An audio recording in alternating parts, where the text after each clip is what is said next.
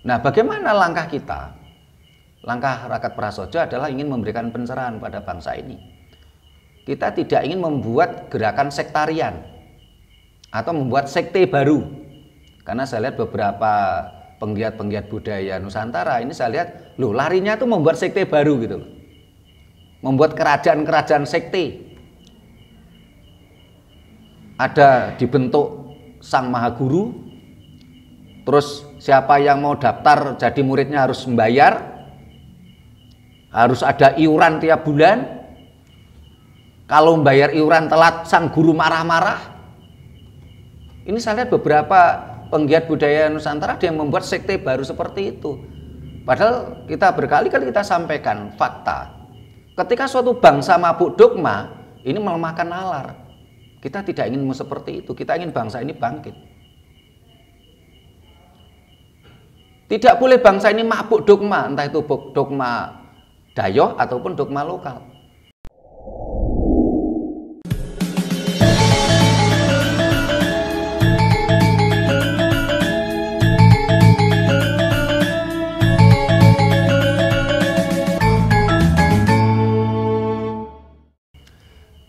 Rahayu.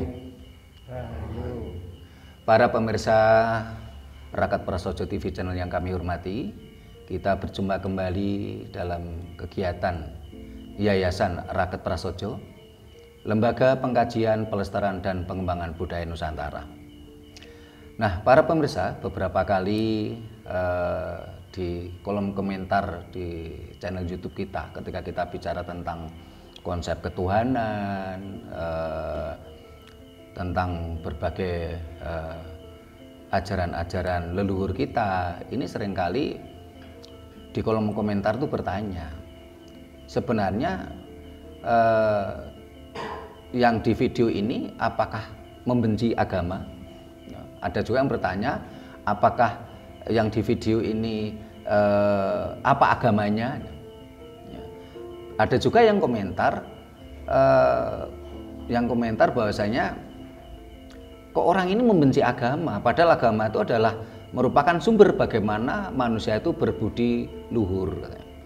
Kalau yang terakhir ini sudah kita jawab dengan video kita yang berjudul benarkah dengan beragama menjadikan kita berbudi pekerti luhur? Jawabannya tidak. Para pemirsa bisa simak itu videonya.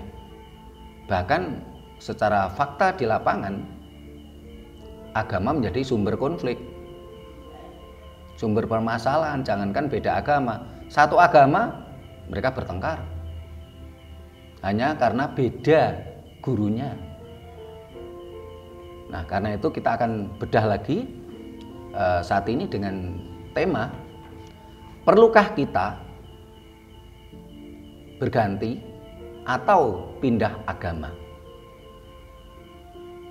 dalam kondisi sosiologi yang kita hadapi saat ini. Nah, ini di Sanggar Budaya kita ngumpul anggota-anggota kita. Ini salah satunya Pak Ayub ini yang kemarin videonya yang gabung ke kita, di video judulnya Gusti Tanpa Aran Orang Jaluk Disembah. Nah, ini termasuk viral videonya, ini luar biasa ini. Ini siapa dulu ini yang mau memberikan unek-unek? Tanya seperti biasanya, tanya boleh, nambah boleh, siapa dulu? Ya. Dengan tema kita, perlukah kita berganti atau pindah agama? Monggo, siapa dulu? Pak Ayub dulu ya, biar yang jadi belum. Oh, Mas Bakti dulu, silakan.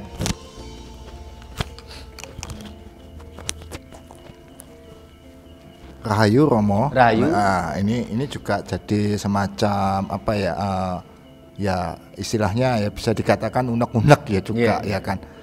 Nah, dari realitas kehidupan sehari-hari, kadangkala kita tidak menyadari, nggak bisa membedakan, ya kan. Mana itu agama, mana kemanusiaan, manakah yang lebih penting. Tapi pada realitas yang kita lihat, banyak seseorang mengaku dirinya beragama tapi mengabaikan dari sisi kemanusiaan. Nah, Jadi menurut hemat saya sesungguhnya sebelum kita belajar agama, alangkah baiknya ya kan kita mengenal dan memahami, menjalankan apa yang jadi misi kemanusiaan itu sendiri. Sebab setahu saya dari apa yang saya amati, apa yang saya alami sendiri, kalau kita langsung belajar agama tanpa mengenal kemanusiaan, ya akhirnya kita terjebak di satu sisi yang dikatakan dogmatis, fanatisme. Nah, jadi menurut pendapat saya, secara ya mohon maaf ya ini mungkin subjektif. Jadi agama ini sebetulnya sebagai pelengkap untuk sisi kemanusiaan kita, tapi dia bukan yang utama. Gitu Romo, apa sudut pandang yang saya pahami dan yang saya sampaikan. Kalau mungkin ada kekurangan atau kesalahan, ya mohon maaf lah. Terima kasih Mas Bakti Sugiono, jauh-jauh dari Surabaya. Siapa lagi? Pak Ayub? Belum. Mas Anton, silakan.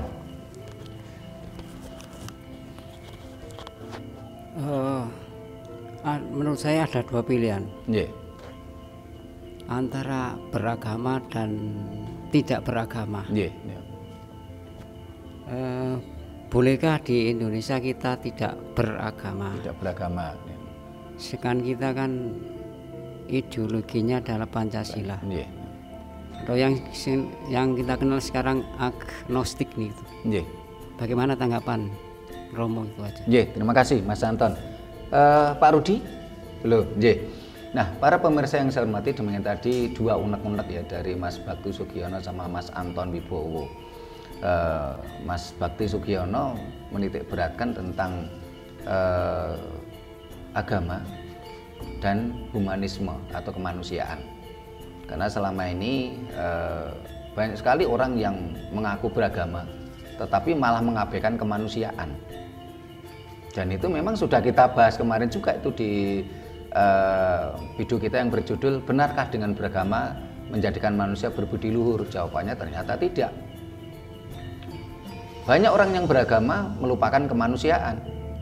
Dan fakta sejarah ya, bagaimana perang agama ya, mulai dari perang salib, bagaimana Islam dan Kristen itu rebutan huruf A dan O, jutaan manusia mati. Terus juga berbagai konflik-konflik agama yang ada di Timur Tengah, ya, konflik agama di India. Ya, mereka beragama, tapi melupakan kemanusiaan. Karena menganggap orang yang berbeda agama dengan dia itu salah, ya, layak dibunuh. Ya. Ini penitik beratan dari Mas Bakti Sugiono. Seharusnya orang lebih baik bicara tentang kemanusiaan, karena ketika bicara tentang agama itu sangat bicaranya sangat personal sekali. Kalau kita bicara keyakinan, bahkan sepasang suami istri pun keyakinannya bisa berbeda. Kalau mereka kekeh dengan keyakinannya ya bisa konflik, bisa bunuh-membunuh, minimal mereka akan bercerai itu. Tapi kalau mereka bicara kemanusiaan, tentunya ya mereka akan menjadi saling mengasihi. Nah, kalau yang dari Mas Anton Wibowo, Indonesia ini kan dasar negara kita Pancasila. Bolehkah di Indonesia ini orang tidak beragama? Atau sekarang istilah kerennya adalah agnostik.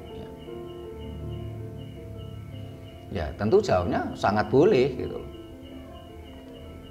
Karena di dalam Pancasila tidak ada satu sila pun yang bicara agama. Sehingga ketika pemerintah Orde Baru ya, ini mengesahkan undang-undang yang berbunyi setiap warga negara Indonesia harus memeluk agama yang diakui pemerintah, ini adalah pengkhianatan terhadap Pancasila dan seharusnya undang-undang ini gugur dengan sendirinya karena bertentangan dengan dasar negara. Ketika saya waktu itu masih menjabat dalam kepengurusan Litbang FSKN, Forum Silaturahmi Keraton Nusantara. Waktu itu saya diskusi dengan Pangeran Satria Wangsa dari Kadatuan Pejanggik Lombok. Itu waktu itu yang kita diskusikan adalah Undang-Undang Nomor 1 Tahun 69 terkait pemerintah mewajibkan dengan undang-undang tersebut setiap warga negara Indonesia harus memeluk agama yang diakui pemerintah. Tetapi akhir-akhir ini termasuk kemarin kalau nggak salah, saya dengan Mas Bakti Sugiono mencoba cari di Google tentang undang-undang tadi, ternyata sudah dikaburkan, sudah tidak kita temukan secara online, menjadi kabur. Nggak tahu ini apa maksudnya kok dikaburkan di online, atau sehingga kalau ingin tahu ini mau nggak mau harus ke Badan Arsip Negara. Tapi walaupun undang-undang ini sudah dikaburkan, tapi fakta di lapangan kan sangat jelas sekali bagaimana warga negara Indonesia itu dipaksa secara masif oleh pemerintah yang harus memeluk agama yang diakui oleh pemerintah. Dan agama yang diakui oleh pemerintah Orde Baru pada waktu semuanya adalah agama Dayoh. Dan banyak sekali masyarakat awam ini yang bingung, yang simpang siur. Ya. Kalau Islam, Kristen, Katolik kan jelas itu Dayoh. Tapi kalau yang Hindu dan Buddha, ini ada beberapa orang yang masih simpang siur, belum paham betul. Kalau Hindu India, ya memang Dayoh. Dan agama Hindu itu baru diakui oleh pemerintah mulai tahun 1959 dan dikukuhkan bersamaan dengan berlakunya undang-undang yang pemerintah ini mewajibkan warga negara untuk beragama. Ini kalau agama Hindu India. Sementara agama Buddha diakui pemerintah malah baru tahun 1975. Ini agama Buddha. Berkali-kali saya sampaikan, kita harus bisa memahami antara agama Buddha dengan kata Buddha di dalam berbagai literasi Jawa. Kalau bagi orang awam mengatakan pada masa pemerintahan Majapahit ini katanya agama Hindu, salah. Wong Hindu baru ada di Indonesia itu mulai 1959. Tetapi di dalam sebelum pra-Islam, Majapahit, Singhasari dan sebagainya, di sana adanya berbagai keyakinan yang disebut dengan Siwa Buddha atau Gomo Budi. Siwa Buddha di sini berbeda dengan Buddha Siddhartha Gautama. Kalau Buddha tulisannya B-U-D-D-H-A, ini memang Siddhartha Gautama. Tapi kalau Buddha, sebagai contoh agama Siwa Buddha, tulisannya B-U-D-A biasa. Bahkan sisa-sisanya sampai sekarang masih ada ajaran Buddha Budi Motosiji yang berkembang di wilayah Blitar. Ada yang disebut dengan Buddha Jawi Wisnu atau Siwa Buddha. Buddha di sini dalam bahasa Jawa kuno artinya bumi atau sesuatu yang terdahulu. Sehingga sangat berbeda dengan Buddha. Ini banyak yang tidak paham di situ. Sangat berbeda. Kalaupun ada kemiripan-kemiripan, ya. Ajaran-ajaran Siwa Buddha ada kemiripan dengan Hindu India, ya. Tetapi dari berbagai penelitian-penelitian sarjana agama Tirta Bali, agama Bali, kesamaannya itu cuma 1% antara Hindu India dengan Gomo Bali. Yang Gomo Bali itu merupakan adalah ajaran Siwa Buddha yang saya sampaikan tadi. Persamaannya 1%, perbedaannya banyak sekali gitu. Cuman masyarakat kita kan banyak nggak mau mempelajari, sehingga kadang-kadang mereka berbicara, termasuk para pemirsa kita seringkali komentarnya lucu-lucu gitu loh, karena mereka mereka tidak mempelajari, ya kadang-kadang ya mereka komentarnya lucu gitu loh, karena tidak memahami perbedaan-perbedaan tadi.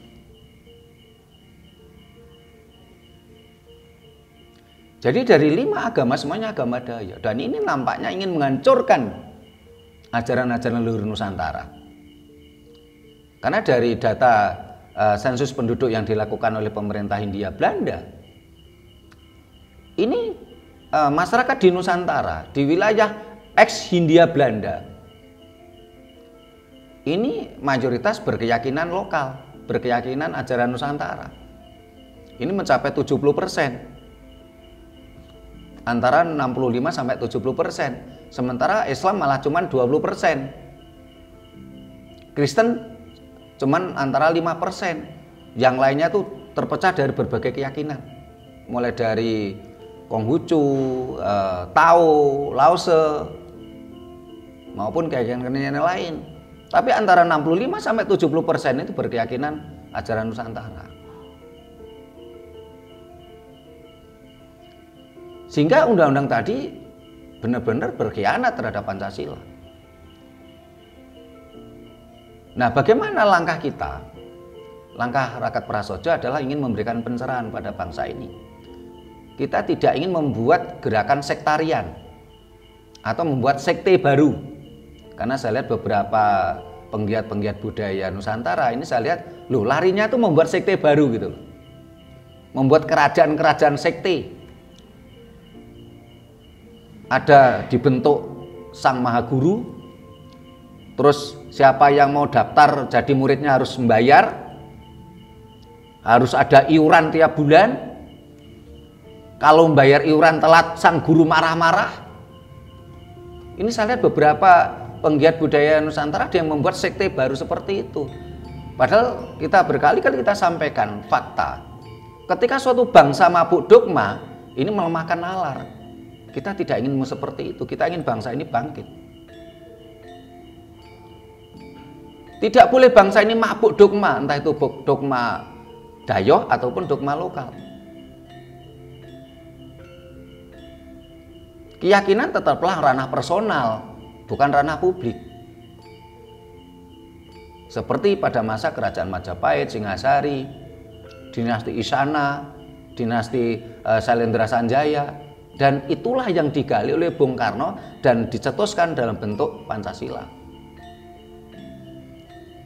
Sehingga di dalam Pancasila tidak pernah bicara agama. Sehingga di dalam data kependudukan sebelum Orde Baru itu tidak ada kolom agama. Di dalam data kependudukan. Entah itu DKTP maupun di data-data lain. Karena yang dimaksud dengan data kependudukan nggak cuma KTP. Entah itu KK, entah itu SIM, entah itu arsip-arsip negara yang terkait dengan data kependudukan. Ini tidak boleh ada kolom agama. Kalau saat ini kan hampir semua data kependudukan selalu ada kolom agama. Bahkan pernah sekali suatu saat ya kita mendatangi kegiatan pemerintah ya, kita diundang. Di situ ada semacam kegiatan pemerintah. Kadang ada di situ ditulis kolom agamanya apa harus kita tulis.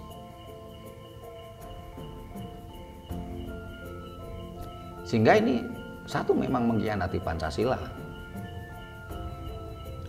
Seharusnya kalau menurut saya entah itu mau agnostik, mau mereka itu teisme, sebaiknya tidak bicara agama ke ranah publik. Kita bersyukur pencerahan-pencerahan ini terus berjalan. Saat ini banyak sekali anak-anak muda yang mulai tercerahkan. Termasuk kemarin malam saya ketemu anak muda.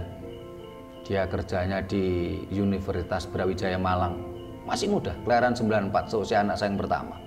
Wah, ketika diskusi dengan saya sampai malam nggak terasa itu berbicaranya sangat sangat saintis karena memang dia sarjana IT, dan itu sangat sinergi, sangat klop dengan ajaran Jawa yang sangat saintis sekali dengan konsep fenomena nalar dan kasunyatan, haiklogis dan realita. Tetapi dengan kondisi seperti itu, ya, bangsa ini sudah terlanjur dicekoi.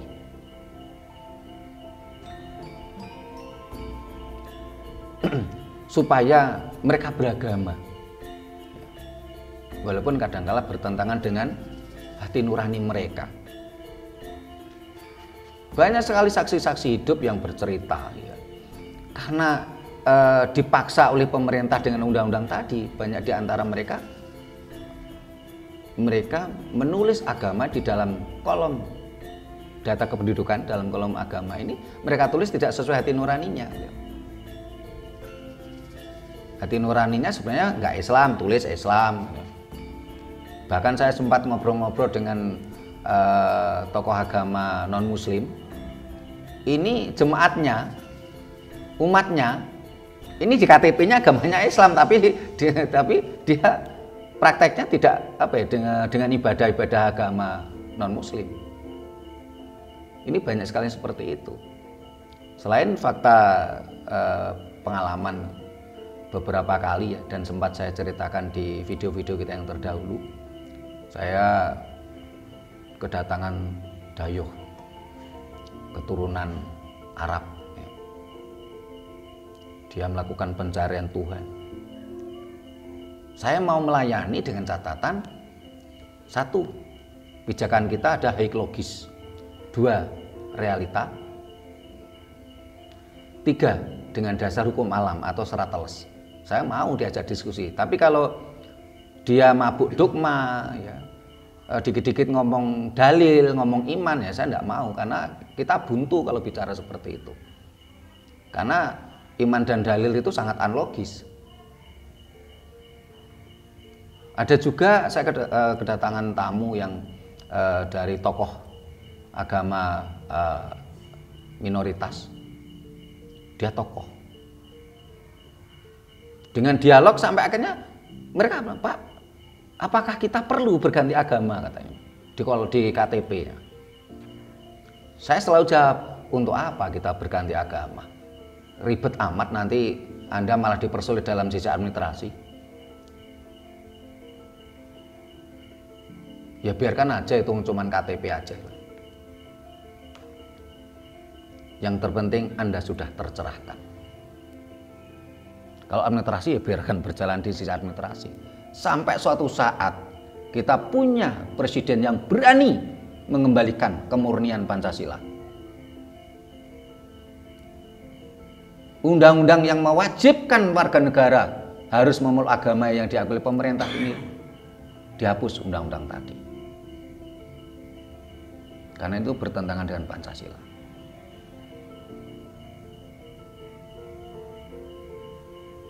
Dasar negara kita adalah Pancasila. Negara kita bukan negara agama. Sehingga kita tidak perlu mempertentangkan agama. Apalagi saat ini. Apa yang di dalam rumusan ajaran Jawa sangat terbukti. Dalam artian apa? Banyak orang berperspektif kata agama ini dari bahasa Yunani yang berarti apa? Tidak, agama itu kacau. Agama artinya tidak kacau. Diharapkan orang dengan beragama supaya hidupnya tidak kacau. Tetapi mereka lupa, ini bangsa Nusantara, ini bukan bangsa Yunani.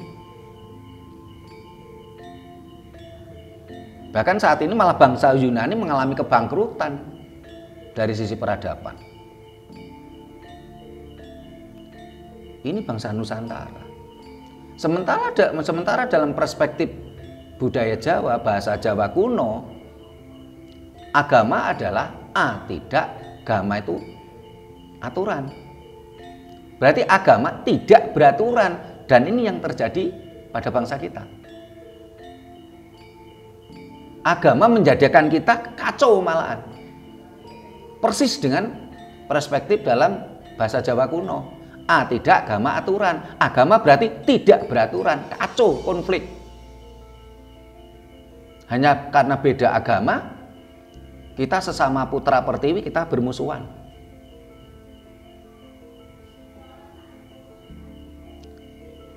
Kita sama-sama putra pertiwi, putra Nusantara, kita berkonflik. Seperti yang dikatakan Mas Bakti Sugiono tadi. Banyak orang yang beragama melupakan kemanusiaan. Wong kita dengan orang Eropa, ya, orang Eropa, orang Belanda, orang Cina, ya, orang Jepang, itu pun kita sama-sama manusia. Kita tidak boleh saling menyakiti, merugikan, berkonflik ya. Lah kok ini kita sama-sama putra pertiwi, putra Nusantara. Kita di tanah air yang sama. Kok kita ini tega, kita berkonflik hanya gara-gara agama. Ini kan sangat memprihatinkan sekali.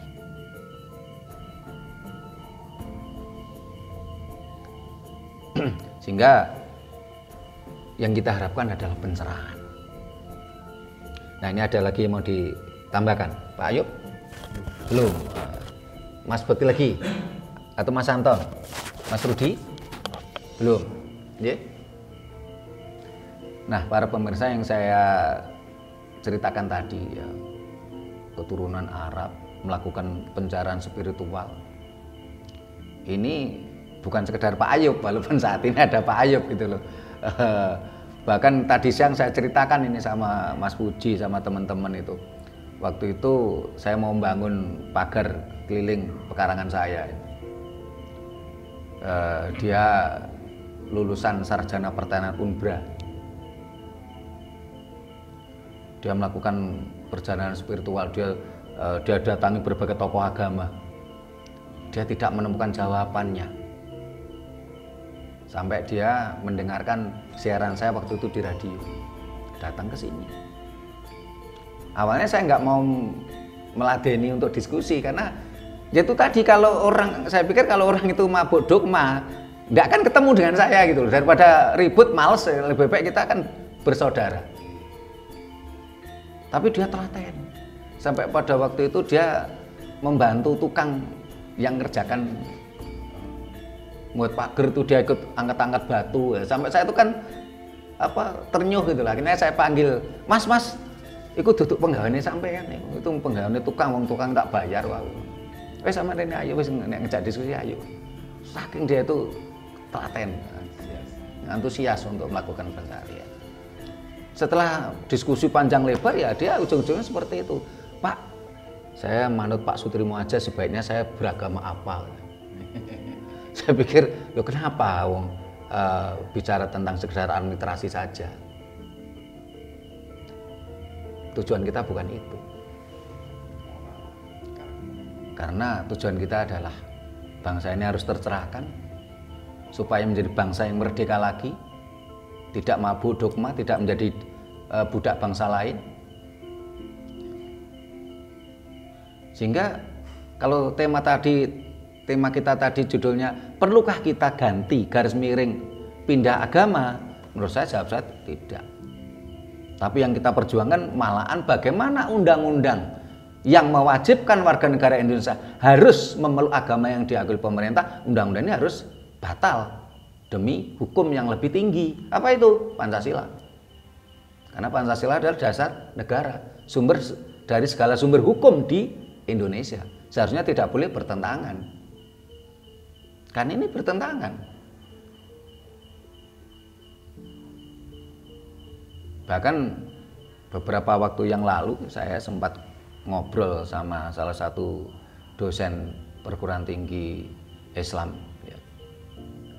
Ketika saya ngobrol, loh agama itu keyakinan kok, jangankan orang lain.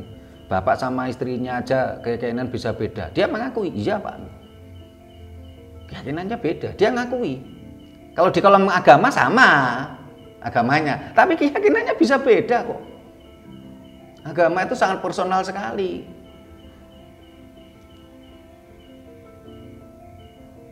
Jangankan beda orang, ini satu kasur aja bisa beda kok keyakinannya. Banyak itu. Tapi di kolom agama sama. Oh, itu cuma administrasi. Berarti yang salah siapa? Pemerintah. Kenapa harus memaksakan pada warganya sesuatu yang tidak realistis, tidak rasional? Ranah personal ya jangan diurusi. Karena seharusnya negara mengurusi sesuatu yang ranah publik. Sehingga kalau mohon maaf pemirsa ingin ngajak diskusi kita secara langsung, boleh silakan, saya terbuka. Bahkan berkali-kali saya sampaikan, ketika kita menemui saudara-saudara kita sesama putra pertiwi, putra Nusantara yang masih mabuk ajaran Dayo, saya tidak memusuhi kok saya. Kenapa? Loh itu tetap saudara kita kok. Jangan kita musuhi. Tetapi malah perlu kita kasihani. Ketika dia mulai tercerahkan, dia ingin diskusi dengan catatan 3 tadi. 1, high logis. Kalau orang Jawa bilang fenomenaler. 2, realistis, dalam bahasa Jawanya adalah kasunyatan. 3, serateles atau alam semesta. Ayo kita diskusi. Cuman kadang-kadang kalau orang yang mabuk Dayo, ajaran Dayo kan rata-rata mereka selalu dasarnya kan cuma iman sama dalil, unlogis. Ngomong dikit-dikit dalil, dan unlogis lah gitu, nggak akan ketemu dengan kita gitu. Tujuan kita adalah kebangsaan, bukan personal. Kalau bicara personal, bisa-bisa saya ngikuti teman-teman yang mendirikan sekte baru itu atau dogma baru. Saya jadi guru besarnya, terus ini contoh aja Pak Ayub ini saya jadikan tangan kedua saya, terus nanti bergrid, itu modelnya seperti multi level, cari kaki gitu ya. Terus nanti semua cantrik-cantrik itu harus bayar upeti, bayar iuran tiap bulan, setor uang ke saya. Ya. Kalau bayar iurannya telat saya marah-marah. Kalau menurut saya bukan itu tujuan kita. Tujuan Raket Prasojo bukan itu. Sejak kita didirikan tahun 1995. Pemikiran-pemikiran saya banyak diwarnai oleh pengalaman hidup saya maupun waktu itu oleh Ketua Raket Prasojo yang pertama, yaitu Suwargi Bapak Subroto. Beliau adalah Trah Ki Ageng Gribik dari Jatinom, Klaten.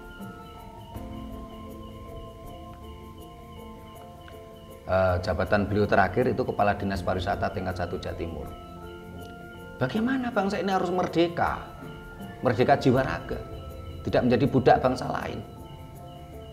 Bangsa ini mau dihabisi. Uang negara tiap tahun ribuan triliun untuk ngurusi budaya dan bahasa bangsa lain. Tetapi budaya dan bangsa sendiri nggak diurusi.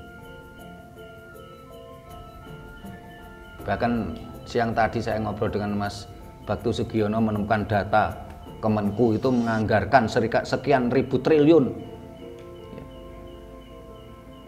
Itu dari APBN, belum yang APBD. Tahun 2010 saya mendapatkan data APBD dari tingkat 2 kota dan kabupaten itu menganggarkan 8-15 miliar per tahun untuk mengembangkan bahasa, huruf, dan budaya asing. Uang negara habis untuk itu.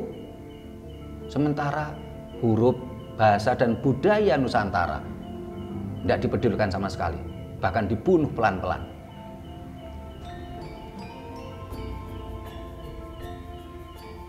Kita digiring jadi budak bangsa lain terus-menerus. Bangsa ini mau dihabisi. Seperti ini bukan kita memusuhi agama, bukan. Ibaratnya apa? Lah wong cacing wis diidak kloget-kloget loh. Kita ini bangsa, kita ini pernah bangsa besar. Kita diinjak seperti itu, masa kita diam saja?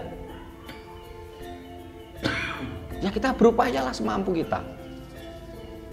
Perkara perjuangan kita ini nanti berhasil, ya kita syukuri. Tidak berhasil ya tetap kita berjuang, karena ini memang perjuangan besar.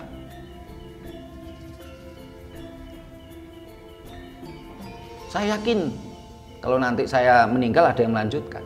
Wong saya sendiri juga cuma melanjutkan dari perjuangan sebelum saya. Sampai betul-betul bangsa ini tercerahkan. Dan saya lihat tanda-tanda alam ke sana sudah mulai kelihatan. Sehingga perlukah kita ganti atau pindah agama? Jawabnya tidak perlu. Tetapi malah kita harus berjuang bagaimana undang-undang ini dibatalkan demi hukum yang lebih tinggi, yaitu sumber dari segala hukum di Indonesia, yaitu Dasar Negara Pancasila.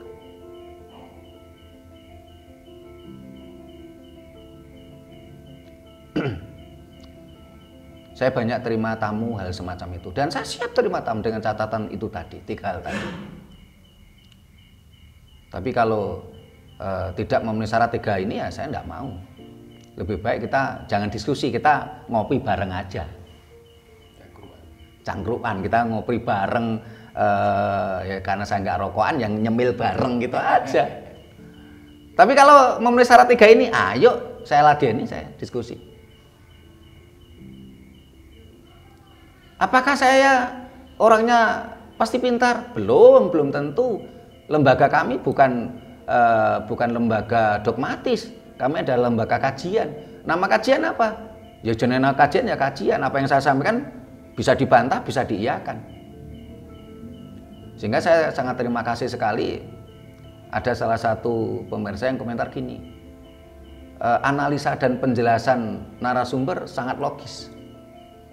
Tapi tentunya untuk memahami kehidupan ini kan tidak seharusnya perlu tuntunan dari Tuhan yang sudah dilewatkan firman-firman-Nya pada utusannya. Lah ini mabuk lagi. Dalam satu sisi mengakui penjelasan kita sangat logis, tapi karena dia masih mabuk dogma kan ujung-ujungnya ya seharusnya kita tetap memakai pedoman firman-firman Tuhan yang lewat utusannya. Ini sama aja. Nggih, Pak Ayub? Nah, komentarnya gimana? Ditunggu komentarnya Pak Ayub tuh dari pemirsa itu. Viral kemarin videonya itu. Silakan, ayo. Ya, terima kasih Rahayu. Rahayu. Ya, ini perspektif saya aja sih. Memang kadang kita dari kecil itu kan sudah dapat agama dari orang tua. Ya, agama ya, warisan. Tapi seiring berjalannya waktu kan kita harus ibadah di agama ini kan hanya membentuk kepedulian sosial. Yeah. Nah di situ hanya kadang dari agama ini seringkali merasa yang paling benar ini. Ya kan? Padahal sebenarnya sebelum beragama memang benar sebenarnya sih kita baiknya membentuk karakter dulu, membentuk moralitas ya. Dari situ baru ke agama. Cuman untuk mengembalikan ke marwahnya bahwa kita ini berbudi pekerti luhur, ini kan kebentur disiplin ilmu yang paling rendah, mulai dari TK, SD, SMP. Ini saya juga nggak mengarah ke situ, cuman menyimpulkan aja bahwa ibadah memang hanya untuk membentuk karakter kepedulian sosial itu ya Pak ya. Tapi tidak menjamin untuk memberikan sesuatu yang lebih. Itu aja. Itu aja. Ya, terima kasih Pak Ayub. Mas Bagus Giono mau nambah? Mas Anton.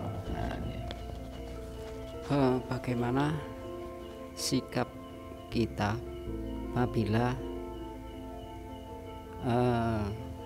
sikap kita terhadap lingkungan atau orang-orang terdekat apabila saya ini mau pindah agama atau sekalian agnostik, menyikapi orang mesti kan kita banyak gunjingan ini. Nggih, nggih. Nah, bagaimana cara menyikapi lingkungan itu? Nggih. Itu aja loh. Terima kasih Mas Anton. Pak Rudi monggo. Monggo biar nggak cuman sekedar kayak apa ya figuran. Monggo Pak Rudi silakan. Nggih, nggih. Nggih, terima kasih. Pak Ayub tadi mengatakan bahwasanya dengan beragama, dengan beribadah akan membentuk jiwa-jiwa sosial. Saya jawab, sosialnya sosial terkungkung. Benarkah dengan beragama dan beribadah akan membentuk jiwa-jiwa sosial? Ya, tapi sempit. Banyak orang yang beragama mau berjiwa sosial, itu pun hanya sebatas pada golongannya. Hanya kepada sebatas golongannya. Agamanya sama, tapi karena golongannya beda, belum tentu dia mau berjiwa sosial. Ini fakta di lapangan loh. Saya tidak bicara dari ini, saya bicara fakta di lapangan. Jadi orang yang beragama, beribadah, membentuk jiwa sosial, ya, tapi cuma sebatas golongannya. Fakta di lapangan banyak mereka agamanya sama, tapi karena golongannya berbeda dia nggak mau kok berbuat sosial, membantu aja kadang nggak mau. Contoh saja fakta yang sangat jelas. Contoh di Bagansi Api-Api kemarin, ada seorang Buddhis yang waktu itu keluarganya sedang sakit. Terus di dekatnya ada agama mayoritas dengan suara tua yang sangat kencang banget. Dia hanya meminta supaya suara tuanya itu dikecilin. Apa yang terjadi? Ini kan jiwa sosial tuh ini. Ada yang sakit. Apa yang terjadi? Yang meminta tuanya dikecilin malah masuk penjara. Ini fakta loh.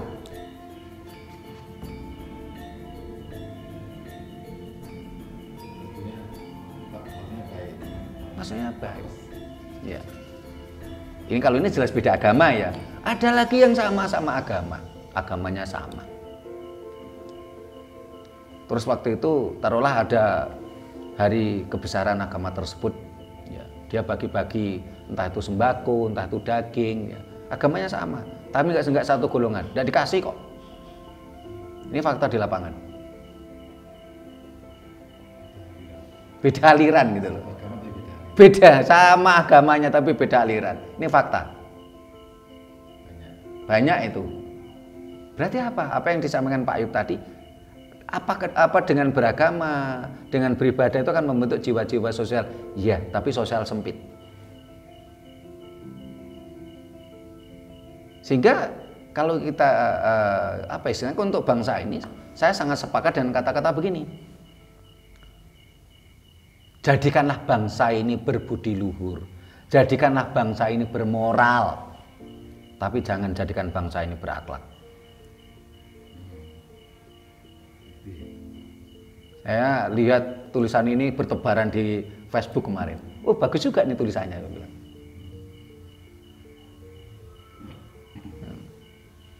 Jadikan bangsa ini bermoral.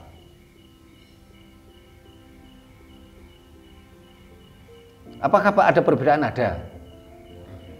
Iya. Karena kalau akhlak itu kan ranah satu agama. Istilahnya. Ya, tapi kalau moral lebih humanisme. Kemanusiaannya. Lebih universal. Permain kata-kata gitu loh. Tapi saya lihat, wah tulisan ini bagus gitu loh.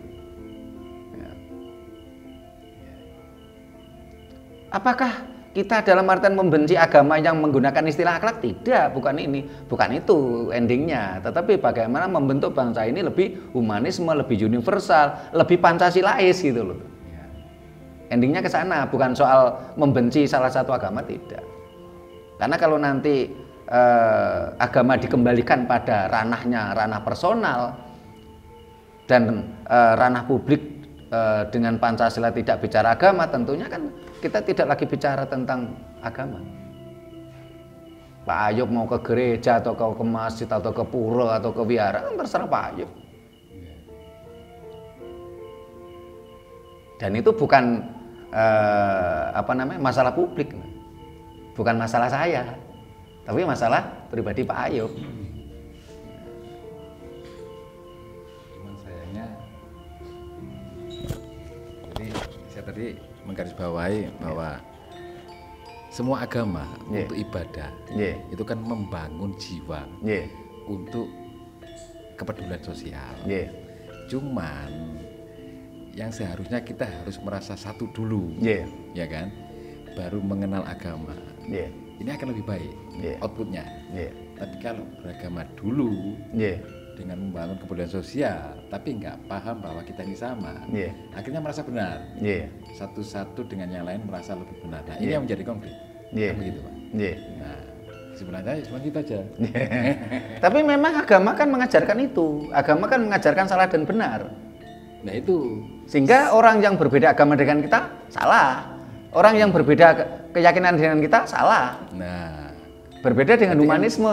Kita bisa mengerujukkan bahwa sebelum beragama kita kan harusnya membentuk moral dulu. Iya, harus supaya kita tahu bahwa itulah humanisme. Kalau kita bicara agama tentu ranahnya adalah hak dan batil, salah dan benar. Orang yang berbeda agama dengan kita salah, orang yang berbeda keyakinan dengan kita salah. Karena konteksnya salah benar. Tapi kalau humanisme bicaranya adalah yen dijiwit loro aja njiwit. Bukan bicara salah benar. Nggih, Pak Ayub nggih. Nah, ada lagi mau nambah sebelum saya jawab Mas Anton. Nah, Mas Anton tadi bertanya bagaimana kalau kita ingin pindah agama, ya entah itu beda agama, agama A, agama B, atau kita menjadi agnostik. Nah, bagaimana dengan masyarakat kita? Masyarakat kita saat ini kan secara mayoritas ya, mayoritas tanda petik ya, ini kan memang sedang mabuk agama, sehingga masyarakat kita belum siap dengan hal-hal yang berpikir logis seperti itu. Sehingga kalau Mas Anton atau para pemirsa mau pindah agama atau tanpa agama menjadi agnostik, ya tentunya harus dipikir matang untuk kesiapan jiwanya. Kalau nggak siap ya nggak perlu. Tetapi sebaiknya kalau menurut saya itu tadi, perlukah kita ganti garis miring pindah agama? Menurut saya jawab saya tidak. Itu cuma ranah administrasi. Kenapa harus mempersulit diri gitu loh? Kalau dikatakan oh kita menjadi munafik, loh yang salah siapa? Yang salah pemerintah kok. Kenapa pemerintah ngurusi masalah personal? Dan itu bertentangan dengan hukum sumber hukum di Indonesia, yaitu Pancasila.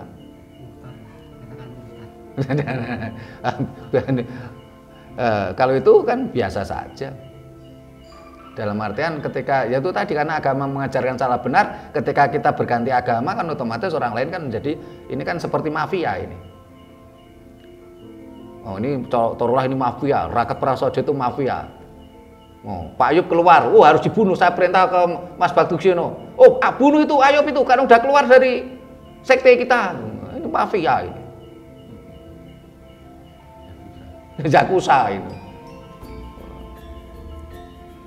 Kok agama kok mirip mafia itu? Menghilangkan rasa humanisme kita. Enggak sempat potong leher. Ini kan ya sangat berbahaya untuk kemanusiaan kita. Dan ajaran Jawa tidak mengajarkan seperti itu. Sehingga orang-orang yang seperti yang ditanyakan Mas Anton tadi, nggak perlu pindah agama. Tetapi yang kita perjuangkan adalah kembalinya kemurnian Pancasila sebagai dasar negara kesatuan Republik Indonesia. Karena saat ini banyak kepala daerah yang terjebak di sini. Karena ada tokoh agamanya yang mengatakan kepala daerah tidak boleh memberi izin pada pendirian ibadah agama lain. Oh itu dosa. Nah, kepala daerahnya tadi kadang-kadang dia tidak bisa empan-papan. Kenapa? NKRI ini dasarnya Pancasila. Secara otomatis bupati, wali kota, gubernur itu tidak beragama. Kita pahami itu. Jadi mulai kepala desa, camat, bupati, wali kota, gubernur, bahkan presiden itu tidak beragama. Karena negara kita bukan negara agama. NKRI ini adalah negara Pancasila.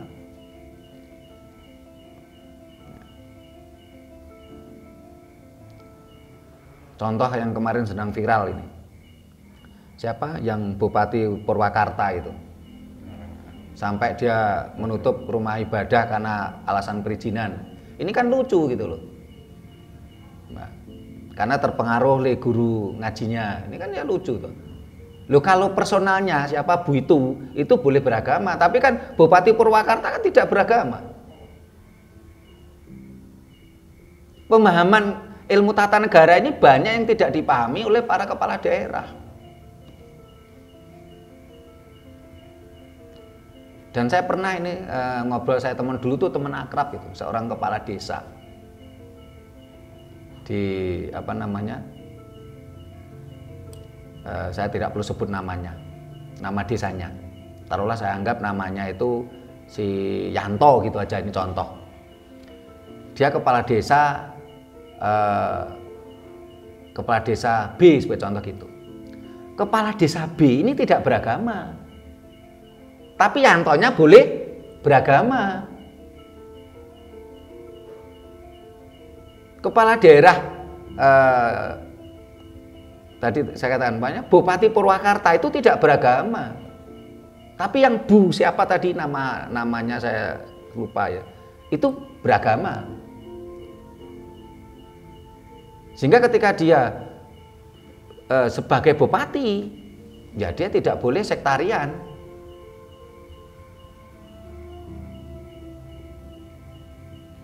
Karena negara kita bukan negara agama. Ya contoh aja umpamanya Pak Jokowi gitu ya, Presiden Republik Indonesia. Presiden Republik Indonesia ini tidak beragama, tapi Pak Joko Widodonya beragama Islam. Pemilihan ini kan seringkali banyak yang tidak mampu memilah, gitu. Sehingga akhirnya banyak sekali kebijakan-kebijakannya cenderung ya tidak Pancasilais gitu loh. Sehingga intoleransi di Indonesia itu sangat marak. Tapi anehnya kemarin Wapres Pak Maruf Amin tuh bicara lantang, toleransi di Indonesia itu wajib ditiru. Loh, apanya wajib ditiru? Intoleransi di mana-mana kok ditiru? Kita sudah tidak lagi menjalankan kemurnian Pancasila sebagai dasar negara. Mari kita berjuang bersama mencerahkan bangsa ini. Kejadian-kejadian intoleransi di Indonesia yang lalu jangan terulang kembali. Kita sesama putra Nusantara untuk bangkit bersama. Jadi, ada lagi yang ditambahkan? Sudah cukup? Mas Anton, Mas Rudi, ada yang ditambahkan? Silakan. Rayu ya Romo. Ini ya, saya mengutip ini pemaknaan dari sila ke-1. Ketuhanan yang Maha Esa. Nah, dari ketuhanan Maha Esa kita akan mengenal 4 buktir ya. Salah satu tentang menghormati, toleransi, tidak boleh memaksakan. Nah, arti dari ketuhanan yang Maha Esa, ya kan? Tuhan Maha Esa. Esa itu kan kesatuan, bukan satu. Nah, cuma yang beredar sering diungkapkan bahwa kata Esa itu adalah kata satu yang tidak bisa dipecah. Padahal Esa sendiri itu adalah kesatuan. Satu kesatuan. Nah, kedua, banyak yang tidak memahami toleransi itu belum final. Itu hanya suatu proses di mana nanti pada titik final definisinya akan menuju ke pluralisme. Nah, ini pernah dulu diungkapkan oleh Bapak Presiden kita yang kedua ya, ketiga ya, Bapak Gus Dur, Abdurrahman Wahid. Nah, beliau sampai diberi gelar Bapak Pluralisme ya. Presiden keempat. Nah, kalau diartikan dalam bahasa asing itu kan equality, kesetaraan. Nah, bagaimana menuju keesaan sesuatu yang disatukan ini tidak ada kesetaraan. Nah, jadi perlu juga kita sebagai bangsa Nusantara ini memahami ya kan. Perbedaan itu bukan hanya sebatas toleransi atau menghormati, tapi juga kita harus menerima pada titik final bahwa itu perbedaan itu juga sesuatu dari kesetaraan untuk menuju keesaan. Makanya disebut ketuhanan yang Maha Esa. Nah, banyak yang mengartikan ketuhanan yang Maha Esa itu adalah keesaan dari keagamaan. Nah, sesungguhnya leluhur Nusantara kita ini sudah menekankan bahwa dasar-dasar dari segala sesuatu yang berkembang ini adalah dari nilai spiritualitas. Nah, di dalam spiritualitas kan mungkin kita pernah sebagai kaum penghayat kan tentang memahami tentang hakikat diri, kasunyatan, nalar, kamanungsan, kesejatian. Nah, jadi mari kita kembali memahami Pancasila itu seutuhnya pada garisnya yang sesuai. Nah, bukan dipahami Pancasila itu sebagai sesuatu yang dogmatis. Selama ini penerangan Pancasila, mohon maaf, lebih mengarah untuk suatu kepentingan dogmatis. Nah, itu sekian Romo dari sudut pandang pengamatan saya. Jikalau ada kekurangan, saya mohon maaf. Ya kan? Terima kasih Mas Bakti Sugiono. Nah, para pemirsa, terkait yang disampaikan Mas Bakti Sugiono bisa buka di channel kita yang videonya berjudul Pancasila _2 Ketuhanan yang Maha Esa. Di situ kita jelaskan secara rinci bahwasanya kata Esa itu artinya bukan satu. Karena dalam bahasa Jawa kuno satu itu adalah Eka, bukan Esa. Esa ini dari bahasa Jawa kuno artinya tunggal atau satu kesatuan.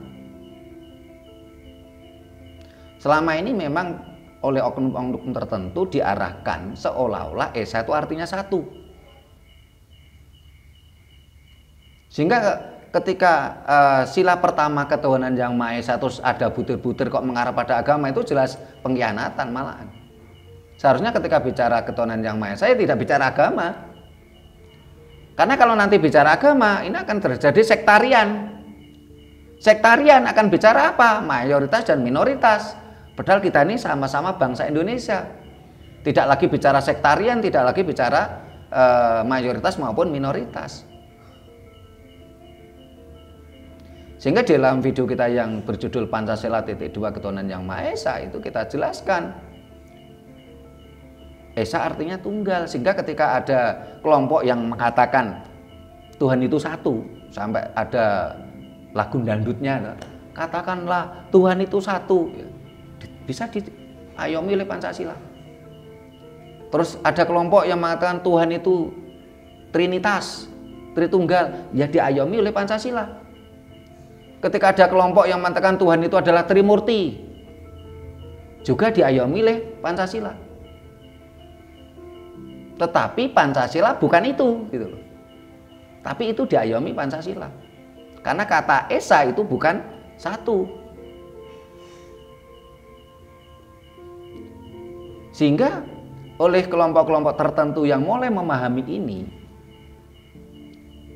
mereka bisa Pancasilais. Tetapi ada juga yang mengerti hal ini malah menjadi membenci Pancasila, sehingga ingin mengganti Pancasila karena Pancasila dianggap togut, tidak sesuai dengan ajarannya, karena ajarannya mengatakan Tuhan itu satu. Dan itulah tugas kita bersama untuk mempertahankan Pancasila adalah dasar negara Pancasila, dasar negara Republik Indonesia yang harus kita pertahankan bersama. Karena apa? Pancasila memang bukan agama, tapi Pancasila bisa mengumpulkan, mengayomi, menyatukan berbagai agama.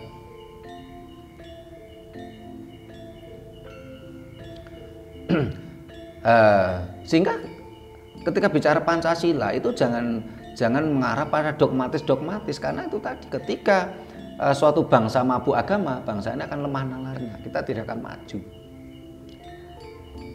Entah itu dogma dayoh, dogma asing, ataupun dogma lokal. Keyakinan biarlah tetap menjadi ranah privasi, ranah personal, bukan ranah publik.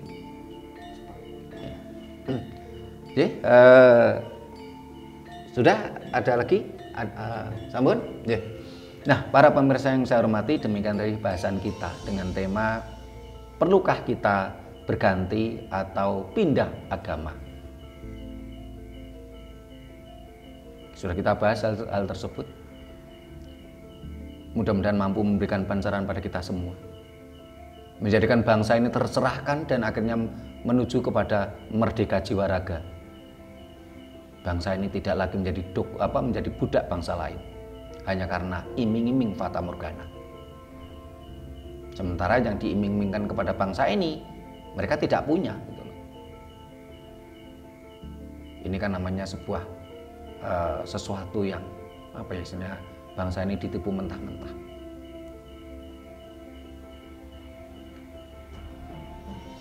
Mari kita berjuang bersama untuk merdeka jiwa raga. Terima kasih. Bila mana ada kata-kata kami yang kurang berkenan, tata krama kami yang tidak memadai, kami mohon maaf. Terima kasih, sampai jumpa di kegiatan kita lainnya. Rahayu. Rahayu.